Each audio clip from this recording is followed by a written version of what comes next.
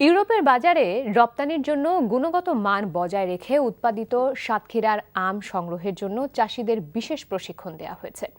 কয়েকদিন পরেই সংগ্রহ করা হবে পরিবেশ বান্ধব ও নিয়ম অনুসরণ করে উৎপাদিত ল্যাংড়া, আম্রপালি ও হিমসাগর জাতের আম।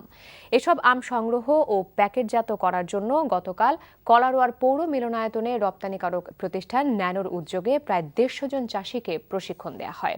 আম সংগ্রহে কিভাবে নিরাপদ পদ্ধতি অবলম্বন করা হবে সে বিষয়টির উপর যথাযথ প্রশিক্ষণ দেওয়া হয় তাদের। পাশাপাশি নির্দিষ্ট তাপে আমের পচন রোধে hot water treatment plant, hand gloves সহ নানা সরঞ্জামও তুলে দেওয়া হয়। ইউজ করতে হয় সেটা প্রয়োজনীয় মতো অতিরিক্ত ব্যবহার করা যাবে না।